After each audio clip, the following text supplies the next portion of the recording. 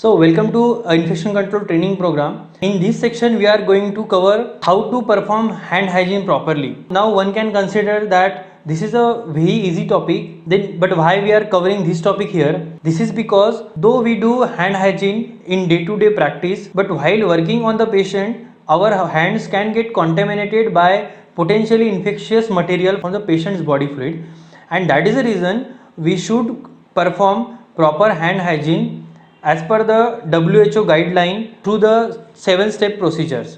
So again, why hand hygiene is important? This is because as I explained into the previous video, the healthcare associated infection or hospital acquired infection, as we experienced many deaths through this kind of infection, cross contamination. So the single reason or the single cause for this cross contamination is operators or healthcare workers hands. So the one and most important reason for or cause of this cross contamination is contaminated hands of healthcare workers. So while working on to the multiple patients, if you touch another patients without performing a proper hygiene of your hand, the contaminants from first patient can transfer to the another patient, and that is the reason why hand hygiene is a most important step and the single step which can prevent maximum death from hospital acquired infection according to WHO. So that is the reason why WHO have introduced my 5 hand hygiene moments program. So let's see what is this program. So according to this, we should follow hand hygiene during these 5 moments.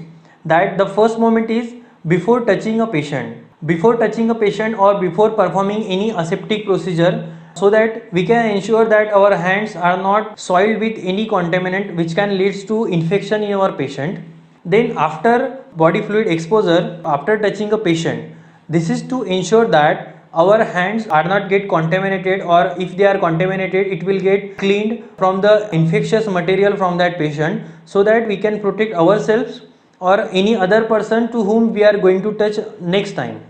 Then again, the last moment is after touching a patient's surrounding. Like this is important for hospital purpose. In again dental setting, as I have explained that there are clinical contact area which are get contacted by operator's hand multiple times while operating on any patients.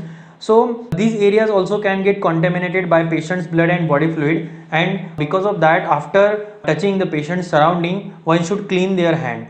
So now there are two things which we can use for performing hand hygiene. One is a hand wash and another is a hand rub. So if your hands are visibly soiled with contaminants like blood or body fluid, you have to consider hand hygiene with the help of hand wash. And if your hands are not visibly contaminated by any contaminants, then you can perform hand hygiene with the help of alcohol based hand rub. The alcohol based hand rubs are more preferred over hand wash. This is because as it has alcohol and it has a more efficiency to kill microorganism than that too in a less time. That's why one should consider a use of hand rub repeatedly working in the clinical setup. And again, the one more advantage of using hand rub is that it is very easily available near us, because we may again if you are working into the remote areas, for example you are working in some camps, that time also it is not feasible to wash your hand repeatedly. In that case also you can use hand rub effectively. So next we will see what are the 7 steps of hand hygiene which I have demonstrated into the next video. So by identifying the need of hand hygiene into the health sector, we have come up with the 2 products, that is a hand rub and hand hygiene that is a safe hands hand wash and hand rub. You can go through the composition of these 2 products which we have designed adequately, as well as we have added vitamin E into both the product to take care of your hand skin.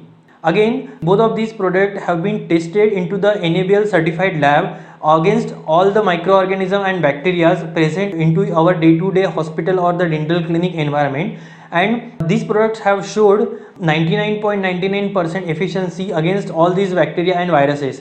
So as the many products are there in the market, and again the many manufacturers have come up in the corona scenario, to protect yourself or to minimize the confusion of duplicate products, you can utilize this product which have been certified from NABL certified labs. So these products are available with us. You can log in to www.fumident.com for availability of these products, and you can protect yourself with proper 7 steps of hand hygiene, but moreover from the real products, by moreover by utilizing the real and effective products. So with this I am ending this video. In the next video we will meet to discuss again the most important but ignored topic, that is the antibiotic policy or antibiotic stewardship programs. So guys, this is enough for this video. Thank you very much.